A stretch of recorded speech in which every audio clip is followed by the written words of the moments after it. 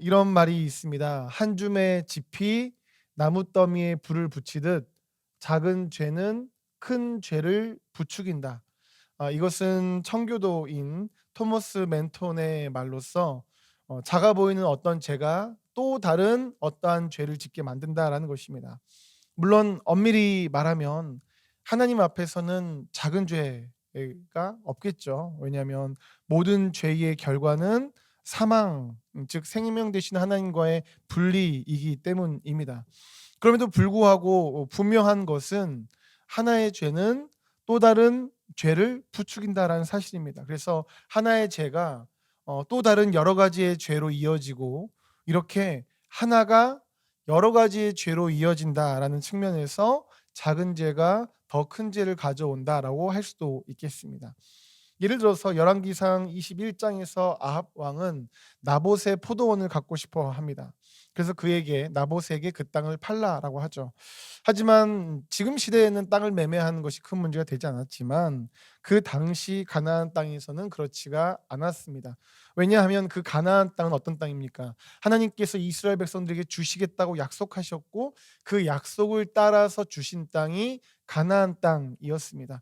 그래서 이스라엘 백성들은 출애굽을 하면서도 하나님이 약속하신 가나안 땅을 바라보았었고, 또한 그 땅 앞에 갔을 때에 인간적으로 판단하며 하나님의 약속의 말씀을 믿지 못하자 하나님께서는 그 약속의 땅 앞에서 40년의 세월을 훈련하게 하셨습니다.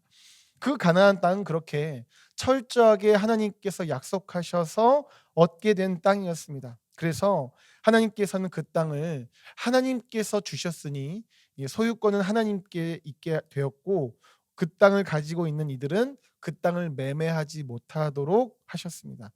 그래서 아합 왕이 땅을 팔라고 나봇에게 말을 했을 때 나봇은 그것이 하나님께서 금하신 것이라고 말합니다. 열왕기상 21장 3절입니다. 나봇이 아합에게 말하되 내 조상의 유산을 왕에게 주기를 여호와께서 금하실지로다 하니, 이렇게 아합 왕은 하나님께서 금하신 것이지만 자신의 욕심을 따라서 나봇의 포도원을 갖고자 하였습니다. 그리고 이러한 마음은 하나님의 선명한 뜻 앞에서도 꺾이지가 않았습니다. 그래서 결국 어떻게 되느냐? 땅 주인이었던 나봇은 억울한 누명을 쓰게 됩니다. 그래서 돌에 맞아 죽죠. 그러자 아합은 그 땅을 차지하기 위해서 갑니다. 그러자 하나님께서는 엘리야 선지자를 통해서 그 아합 왕에게 어떻게 말씀하라고 하십니까?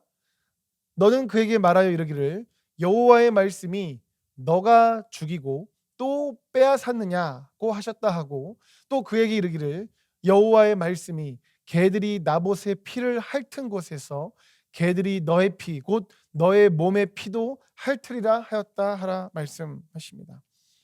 그러니까 이처럼 아합이 처음에는 어떤 죄를 졌습니까? 하나님께서 금하신 이 땅 매매, 말씀을 어기고 땅에 대한 욕심을 가졌던 것이 그의 죄 하나였다면, 결국 그 죄는 어떻게 되었습니까? 사람을 죽이고 또한 그 사람의 땅을 빼앗는 여러 가지의 죄를 낳게 되었습니다. 그러니까 이처럼 하나의 죄는 또 다른 죄들로 이어집니다. 이것은 다윗과 밧세바의 경우 역시 마찬가지죠. 다윗은 유부녀였던 밧세바와 합방하는 큰 죄를 지었습니다. 그런데 이후 밧세바가 임신을 합니다. 그러자 다윗은 그 죄를 덮기 위해서 이리저리 애를 쓰다가 결국은 밧세바의 남편 우리아를 죽입니다. 죄가 또 다른 죄를 불러왔습니다. 가인과 아벨의 경우도 마찬가지입니다. 하나님께서는 아벨의 제사는 받으셨고 가인의 제사는 받지 않으셨습니다. 그에 대해서 가인은 내가 무엇을 잘못했지? 라고 돌아보기보다 분노했다고 성경은 말씀하고 있습니다. 분노합니다. 왜 하나님 나의 제사 안 받으시는가 분노했습니다. 이것은 자신이 이렇게 지금 수고하여 하나님께 제사를 드리는데 하나님이 안 받으셔? 당연히 받으셔야 되는 거 아니야? 라는 어떤 그의 교만을 보여줍니다. 게다가 그는 자신의 제사는 하나님이 받지 않으셨지만 아벨의 제사를 받는 것을 보면서 아벨을 시기했습니다. 이렇게 가인은 교만하고 시기했습니다. 이러한 그의 죄는 결국 그의 동생 아벨을 죽이는 끔찍한 또 다른 죄로 이어졌습니다. 만약 그가 아벨의 제사와는 달리 자신의 제사가 받아지지 않았어도 교만의 죄나 시기의 죄를 지지 않았다면 당연히 분노하지도 않았을 것이고 아벨을 죽이지도 않았을 것입니다. 이 외에도 성경에서는 죄가 또 다른 죄들로 이어지는 것을 많이 볼 수 있습니다. 그렇습니다. 죄의 특징은 또 다른 죄로 이끄는 특징을 갖고 있습니다. 그래서 우리 속에 죄를 그대로 냅두면 그 죄가 다른 죄들, 더 많은 죄들로 우리를 이끌고자 합니다. 그렇게 죄에 끌려가면 우리는 당연히 하나님과 멀어지게 됩니다. 그래서 오늘 본문에서 예수님께서는 이렇게 말씀하셨습니다. 예수께서 또 말씀하여 이르시되 나는 세상의 빛이니 나를 따르는 자는 어둠에 다니지 아니하고 생명의 빛을 얻으리라. 예수님을 따르는 자는 어둠에 다니지 않는다라고 말씀하십니다. 그렇다면 여기서 어둠이라는 것은 어떤 의미겠습니까? 예수님께서 자신을 지금 여기서 빛이라고 말씀하시죠. 나는 세상의 빛이다라고 하면서 예수님 자신을 빛이라고 하셨으니 당연히 어둠은 그 반대 개념인 죄나 악을 의미할 것입니다. 그래서 오늘 본문은 8장인데 몇 장 앞으로 가서 요한복음 3장 19절에서는 이렇게 말씀합니다. 빛이 세상에 왔으되 사람들이 자기 행위가 악함으로 빛보다 어둠을 더 사랑한 것이니라. 아멘. 자기 행위가 악한 이들은 어둠을 더 사랑한다라고 말씀하고 있습니다. 또한 요한복음을 기록한 사도 요한은 요한 1서도 기록했는데요. 거기서는 이렇게 말씀합니다. 요한 1서 2장 9절입니다. 빛 가운데 있다 하면서 그 형제를 미워하는 자는 지금까지 어둠에 있는 자요라고 말씀합니다. 형제를 미워한다라는 것은 형제를 이웃을 내 몸과 같이 사랑하라라는 예수님의 말씀을 불순종하는 것이기에 죄라고 할 수 있겠죠. 근데 그것이 어둠에 있는 자다라고 말씀하고 있습니다. 그렇습니다. 결국 어둠이라는 것은 악, 죄를 의미합니다. 그렇기에 예수님을 따르는 사람이 어둠에 다니지 않는다라는 이 빨간색 부분의 말씀은 예수님을 따르는 사람은 죄에 다니지 않는다라는 말씀으로 우리는 이해할 수 있겠습니다. 왜 그럴까요? 죄에 다니면 그 죄가 예수님을 따라가도록 냅둡니까? 아니죠. 죄는 더 많은 죄들로 우리를 이끌려는 성질을 갖고 있죠. 아무리 작아 보여도 그 죄는 우리를 주님과 멀어지게 하고 더 많은 죄들로 우리를 이끌려고 합니다. 그러니 우리의 영혼이 주님을 따르기 위해서는 아이의 죄를 받아주지 말아야 되고 이 죄는 어쩔 수 없다라고 하면서 내 안에 가만히 두어서는 안 된다라는 사실입니다. 이것을 강조하는 것이 이 말씀의 문맥을 통해서도 볼 수 있습니다. 사실 이 말씀 오늘 본문은 우리가 내일 묵상하는 말씀이죠. 우리가 오늘은 어떤 말씀을 묵상했습니까? 음행 중에 붙잡혀서 예수님께 온 여인에 대한 말씀을 우리가 묵상했죠. 그 말씀에서 예수님께서는 음행한 여인을 정죄하지 않으십니다.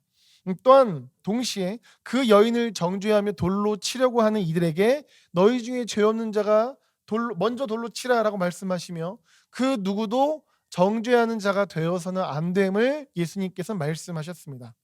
그런데요, 그렇게 예수님을 정죄하려는 사람들이 다 떠나고 나자 예수님께서 어떻게 말씀하셨습니까? 나도 너를 정죄하지 않는다. 그러니 가라. 라고 하시면서 어떻게 말씀하십니까? 이렇게 말씀하십니다. 11절 보시면 대답하되 주여 없나이다.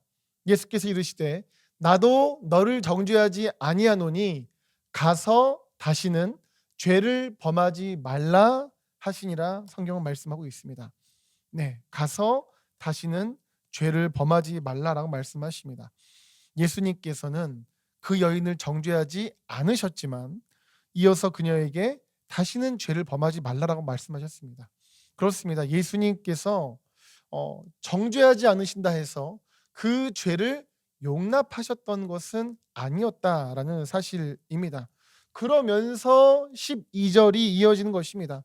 예수님을 따르는 것은 죄에 다니는 것이 아니다라고 말이죠.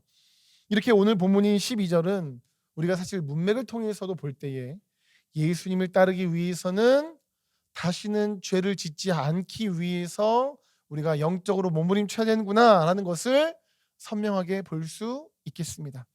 물론 여기서 오해하지 마실 것이 있습니다. 우리가 죄를 안 지으려는 것은 그 죄 안 지음으로 구원받으려고 하는 것은 아니라는 사실입니다.